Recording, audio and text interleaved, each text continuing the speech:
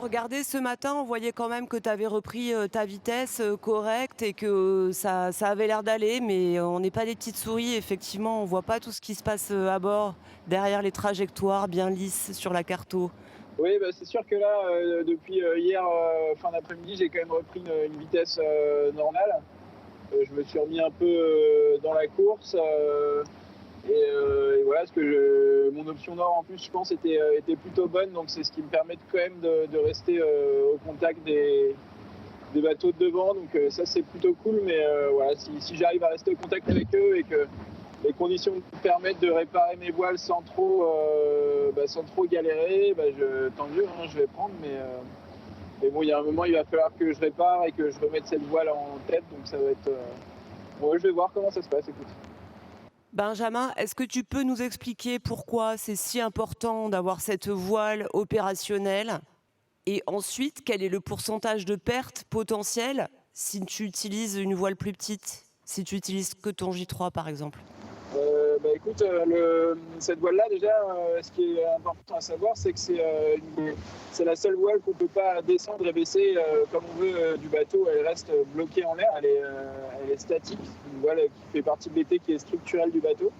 C'est pour ça qu'il faut monter au mât pour aller l'enlever, c'est assez galère. Et donc cette voile elle est importante parce qu'on la déroule dans toutes les phases intermédiaires de changement de voile ou de choix de voile. Et surtout au près et dans la molle pour moi notamment parce que j'ai pas de J1. Donc elle est super importante et du coup dès que le vent est assez faible et que je suis sous J3 qui est une voile qui est beaucoup plus petite, et ben, je perds forcément beaucoup en vitesse. Voilà, et en plus qui dit J3 dit prendre un riz dans la grande voile, donc voilà, c'est tout un enchaînement sans le J2 qui est vraiment une voile intermédiaire et qui est une des voiles les plus importantes, c'est pas facile de remonter au vent. Dans ton malheur, heureusement, j'imagine que là, les conditions se sont un peu durcies. Oui, oui, là les conditions sont bien durcies, donc voilà, donc là déjà je fais sans J2 hein, depuis 2 jours, donc j'essaie de trouver des solutions alternatives entre une voile qui est beaucoup plus grande, qui est le code 0 et puis mon J3. Voilà, sinon là, l'avantage c'est que pendant les quelques prochains jours, normalement on n'a pas trop de J2, on a surtout du portant. Donc voilà, écoute, on va croiser les doigts pour avoir un peu de chance quoi, pour aller jusqu'au Cap Horn et pas avoir trop de J2 à utiliser. Tu peux nous décrire justement les conditions que tu as et en quoi ça peut être intéressant aujourd'hui ta position? Écoute, j'ai 25 nœuds de vent moyen, donc des claques à 30 et voilà, donc une mer qui était. En fait, on ne pouvait pas aller très vite au début parce qu'on avait bizarrement la mer qui était de face et donc le bateau il sautait dans les vagues et c'était un peu une mer qui était très casse-bateau, donc je suis resté sous J3 pas mal de temps pour pas abîmer le bateau et là j'ai pu passer sur une voile un peu plus grande.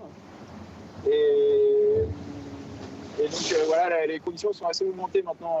On a pu accélérer là cette nuit, 25 nœuds, des claques à 30 nœuds, avec une mer qui commence à être dans le bon sens. Et ma position, écoute, je suis un peu plus au nord, donc je peux avoir un angle un peu plus serré. Donc je peux soit accélérer, soit rester au nord. Donc ça c'est un peu la chance que j'ai d'être au nord, c'est que j'ai deux solutions alors que les autres ils sont obligés de glisser. Donc voilà, je vais voir suivant les derniers fichiers météo ce qui est mieux de faire pour la suite. Physiquement, comment ça va? Parce qu'on imagine que tu as des bleus et des contusions.